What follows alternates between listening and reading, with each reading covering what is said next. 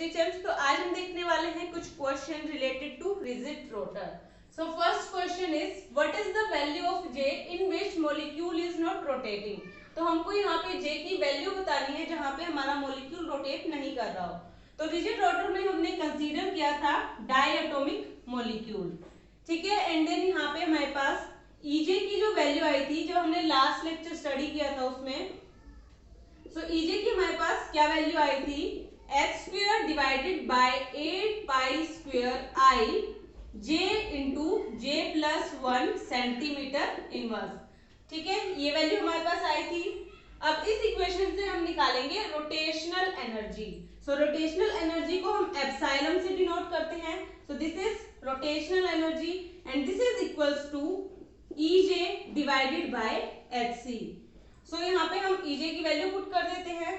सो यहाँ पे EJ की वैल्यू होगी h square divided by 8 pi square I and नीचे हमारे पास प्रेजेंट है HC, so into HC and हमारे पास J into J plus 1, J into J plus 1 centimetre inverse, ठीक है।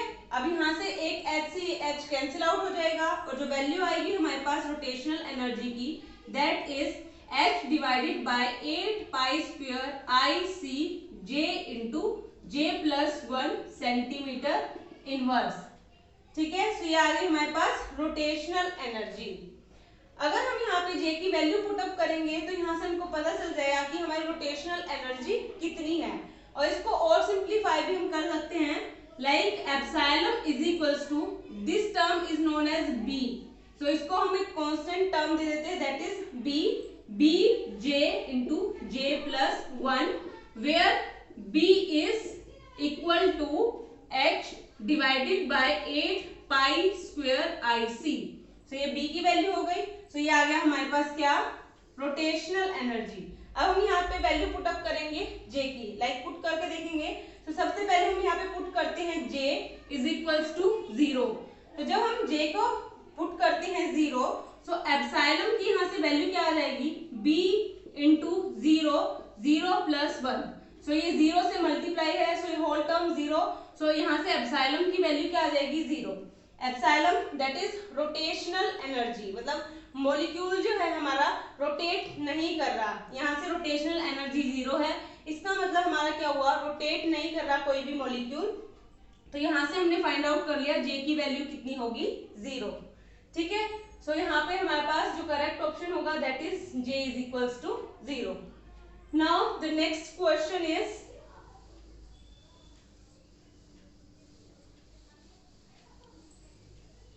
what is the lowest angular momentum of rigid rotor or diatomic molecule। so अब हमको यहाँ से क्या निकालना है, lowest angular momentum। तो यहाँ पे lowest angular momentum निकालने के लिए हम क्या करेंगे, जो अभी हमने इक्वेशन डिराइव की है, that is epsilon is equals to J plus 1 centimetre inverse. So ये हमारे पास इक्वेशन है, इसी से हम फाइंड आउट करेंगे। तो यहाँ पे हमने निकाला था अभी J की वैल्यू अगर हमारे पास 0 है तो एप्सिलॉन हमारे पास क्या आया था, दैट इज 0, मतलब हमारा कोई भी मॉलिक्यूल जो है रोटेट नहीं कर रहा।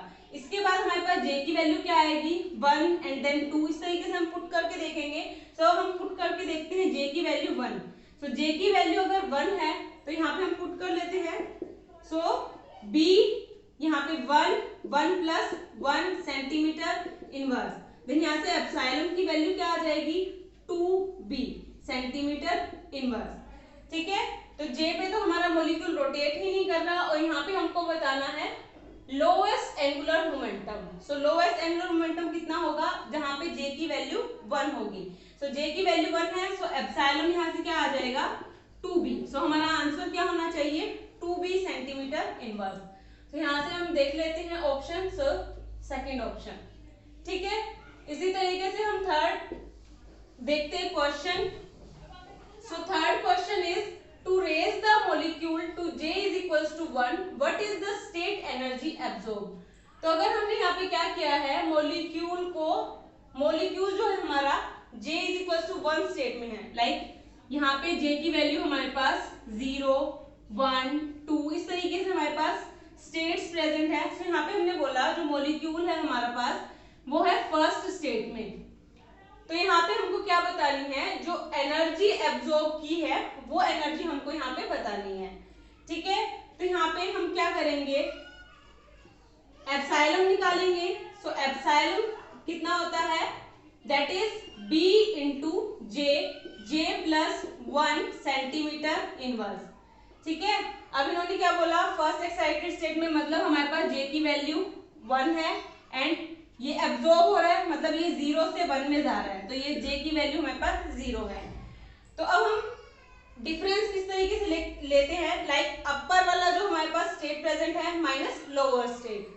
सो यहाँ पे epsilon J1 minus epsilon J0, अगर हम ये निकाल लेंगे तो यहाँ से हमारे पास आ जाएगी जो भी स्टेट एनर्जी एब्जॉर्ब हुई है। ठीक है, सो अब सबसे पहले हम EJ1 निकालते हैं, एप्सिलॉन J1 कितनी होगी, तो J1 के लिए यहाँ पे हमारे पास J की वैल्यू 1 है, सो पुट कर देंगे। सो B into 1 plus 1 centimetre inverse, that is 2B।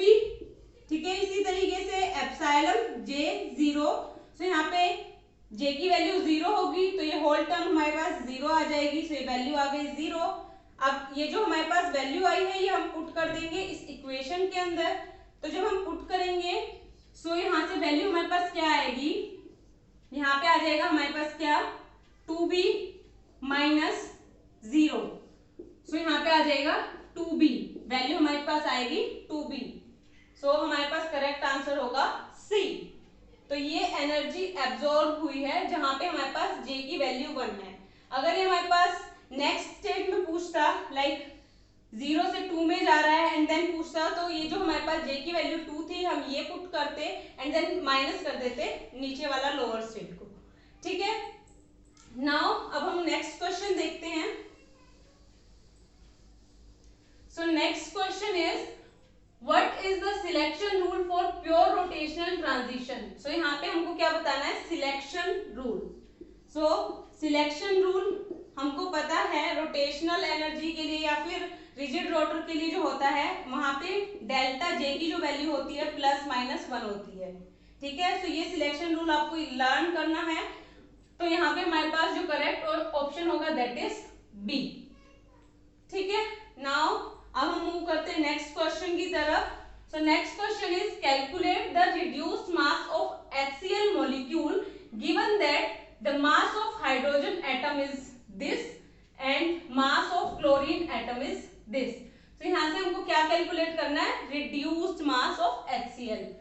सो हमको ये पता है रिड्यूस्ड मास क्या होता है, रिड्यूस्ड मास।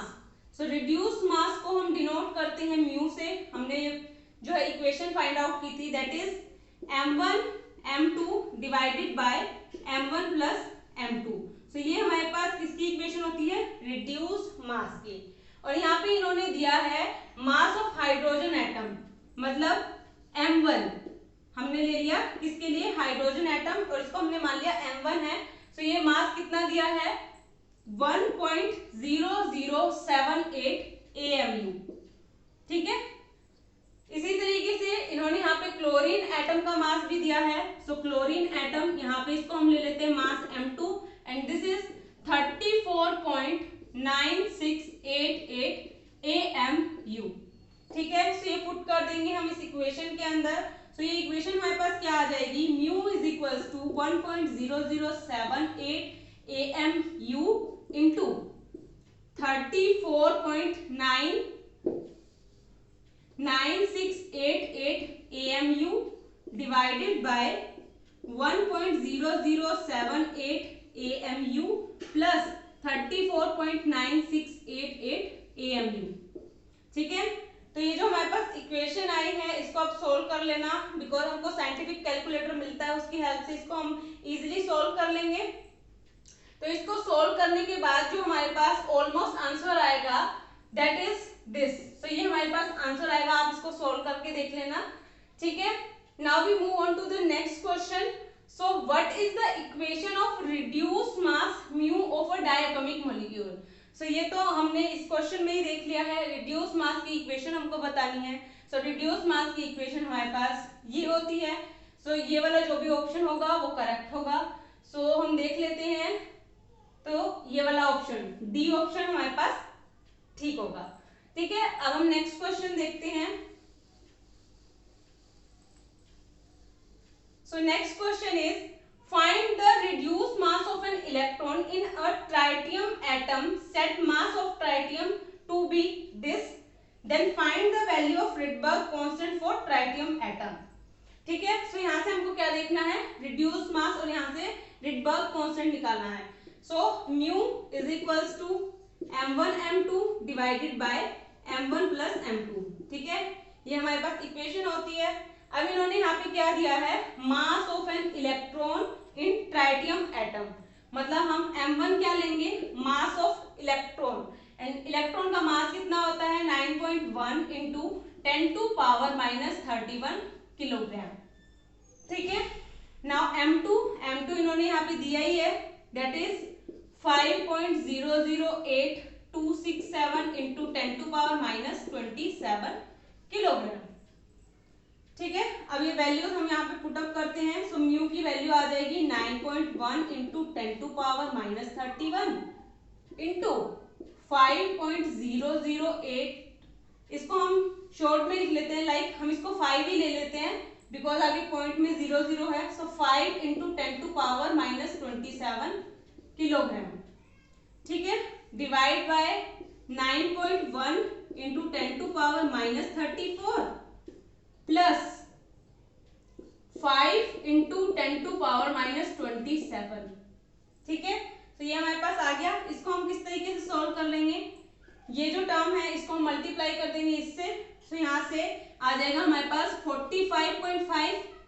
ठीक है, इंटू यहाँ पे बेस सेम है तो ये पावर क्या होंगी, ऐड हो जाएंगी। सो माइनस 31 एंड माइनस 27, सो ये हो जाएगा 58। सो 10 टू पावर माइनस 58। ठीक है, डिवाइड बाय ये जो वैल्यू है 9.1 इंटू यहाँ पे हम क्या करेंगे, ये भी प्लस, ये दोनों टर्म क्या है प्लस में है और यहाँ पे 10 की पावर प्रेजेंट है। सो ये जो 10 की पावर है हम क्या करेंगे, कॉमन निकाल लेंगे। सो 9.1 इंटू 10 टू पावर, यहाँ से 27 बाहर निकाल लेंगे तो यहाँ पे कितनी बचेंगी, यहाँ पे जो पावर आएगी दैट इज -4 प्लस यहाँ पे आ जाएगा 5। सो यहाँ से हमने क्या कॉमन निकाल लिया, 10 टू पावर माइनस 27। ठीक है, अब ये जो 10 टू पावर माइनस 27 है डिवाइड में प्रेजेंट है, ऊपर जाएंगी तो ये प्लस में हो जाएंगी। तो यहाँ से हमारे पास जो टर्म आएगी 45.5 into 10 to power minus 58 plus 27 divide by, अब हमारे पास यहाँ पे क्या है, ये जो टर्म है ये मल्टीप्लाई में प्रेजेंट है। तो सबसे पहले ये सोल्व होगा मल्टीप्लाई वाला पोर्शन एंड देन ये 5 ऐड होगा। सो यहाँ से क्या आ जाएगा वैल्यू 0.0009। ठीक है, प्लस 5 और ये पावर अबव जा चुकी है। सो जब इसको हम सोल्व करेंगे तो यहाँ से आएगा 45.5 into 10 to power minus 31 divide by 5.0009 and इसको जब हम सोल्व करेंगे तो हमारे पास वैल्यू क्या आ जाएगी, ऑलमोस्ट 9 समथिंग वैल्यू आएगी। सो यहाँ से हम देख लेंगे, आप इसको सोल्व कर लेना, जो भी वैल्यू आए 9 समथिंग आएगी। तो यहाँ पे हम ऑप्शन देख लेते हैं। सो ये हमारे पास करेक्ट आंसर होगा 9 something into 10 to power minus 31। ठीक है, सो ये हमारे पास करेक्ट आंसर हो जाएगा। तो इस तरीके से हम रिड्यूस मास इजीली निकाल सकते हैं और यही होगा हमारे पास इस क्वेश्चन के अंदर रिडबर्ग कांस्टेंट। ठीक है, थोड़े से क्वेश्चन और देख लेते हैं हम। So the next question is what is the spacing between any two lines in rotational spectrum. तो यहाँ पे हमको क्या निकालनी है, स्पेसिंग निकालनी है। तो हमारे पास जो स्पेक्ट्रम प्रेजेंट होता है कुछ इस तरीके का होता है और यहाँ पे हमारे पास J की वैल्यू होती है 0, 1, 2, 3, 4 इस तरीके से। ठीक है, एंड देन यहाँ पे हम क्या निकालेंगे, एप्सिलॉन की वैल्यू निकालेंगे बिकॉज यहाँ पे हमको रोटेशनल स्पेक्ट्रम के बीच का डिफरेंस निकालना है, स्पेसिंग निकालनी है। तो अगर हमारे पास यहाँ पे J की वैल्यू 0 है और हमारे पास एप्सिलॉन क्या होता है, कॉमनली एप्सिलॉन निकालते हैं B जे प्लस 1 सेंटीमीटर इनवर्स। इस इक्वेशन से निकालते हैं तो सबसे पहले हम जे पुट करेंगे 0। सो एप्सिलॉन की वैल्यू यहाँ से क्या आ जाएगी 0। तो यहाँ पे अगर जे 0 है तो यहाँ पे एप्सिलॉन भी हमारे पास क्या होगा 0। ठीक है, इसी तरीके से जे को हम पुट करेंगे 1। तो जब हम 1 पुट करेंगे तो एप्सिलॉन क्या आ जाएगा b इंटू 1 प्लस 1। सो यहाँ से आ जाएगा 2b सेंटीमीटर इनवर्स। तो ये वैल्यू आ जाएगी यहाँ पे 2b। ठीक है, इसी तरीके से यहाँ पे हम क्या पुट करेंगे j की वैल्यू 2। सो 2 पुट करेंगे सो एप्सिलॉन क्या आ जाएगा b इंटू 2 प्लस 1। सो 2 प्लस 1 3 इंटू 2 6b। इसी तरीके से यहाँ पे क्या आ गया हमारे पास 6b एंड देन j की वैल्यू हम पुट करेंगे 3। सो एप्सिलॉन क्या आ जाएगा b इंटू 3 प्लस 1। सो यहाँ से 4 इंटू 3 12b। सो ये क्या आ जाएगी 12b and up to so on. इस तरीके से हमारे पास वैल्यूज आ जाएंगी एप्सिलॉन की। अब हमको क्या यहाँ से क्या निकालना है स्पेसिंग निकालनी है। लाइक अगर इन दोनों स्टेट के बीच का जो हम डिफरेंस देखें वो क्या होगा that is 2b because upper minus lower. So 2b minus 0 ये कितना हो गया 2b। इसी तरीके से 6b माइनस 2b। सो ये हमारे पास क्या हो गया 4b। सो ये वैल्यू कितनी आएगी 4b। इसी तरीके से 12b minus 6b 12b minus 6b। सो ये वैल्यू कितनी आएगी 6b। ठीक है, सो ये वैल्यू हो गई 6b। अब हम इसका जो है स्पेक्ट्रम कुछ इस तरीके से बना लेते हैं। लाइक हमारे पास इस तरीके से प्रेजेंट है। जो ये वैल्यू है स्टार्टिंग वाली ये हमारे पास कितनी है 2b। देन यहाँ पे हमारे पास ये वैल्यू है 4b एंड देन ये वैल्यू है हमारे पास 6b। ठीक है, अब इनके बीच का जो डिफरेंस है वो हमको निकालना है, मतलब इनके बीच की जो स्पेसिंग है वो निकालनी है। सो ये फर्स्ट है, ये सेकंड, ये थर्ड। इस तरीके से आप इसको मान लीजिए। सो सेकंड में से अगर हम फर्स्ट को माइनस कर दे second minus first so 4b minus 2b। ठीक है, सो यहाँ से क्या वैल्यू आएगी 2b। सो ये वैल्यू किसकी हो जाएगी स्पेसिंग आ जाएगी हमारे पास बिटवीन 2 लाइंस। ठीक है, इसी तरीके से हम थर्ड एंड सेकंड में से कर सकते हैं। Third minus second so third minus second करेंगे सो 6b माइनस 4b। सो यहाँ से वैल्यू क्या आएगी 2b, मतलब ये स्पेसिंग कितनी होगी 2b होगी। ठीक है, सो हमारे पास यहाँ पे जो करेक्ट आंसर होगा that is 2b। Now the next question is what is the moment of inertia of for a diatomic molecule. So moment of inertia की हमारे पास कौन सी इक्वेशन आई थी वो हमको बतानी है।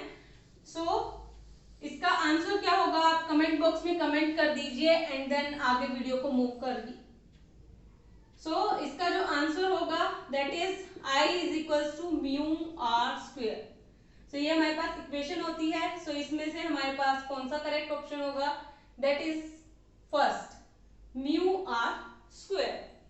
ठीक है, now the next question is find the reduced mass of HCl where mass of hydrogen is 1 AMU and mass of chlorine is 35 AMU। ठीक है, तो अब ये क्वेश्चन आपको सॉल्व करना है और कमेंट बॉक्स में इसका आंसर लिखना है। देन आपको ये वीडियो आगे देखनी है। सो इसका आंसर क्या होगा so mu is equals to m1 m2 divided by m1 plus m2। ठीक है, m1 हमारे पास क्या है 1 AMU, m2 हमारे पास क्या है 35 AMU। ठीक है, ये क्लोरीन के लिए एंड ये हाइड्रोजन के लिए। तो ये पुट कर देंगे हम यहाँ पे। So 1 into 35 divide by 1 plus 35। So 35 by 36।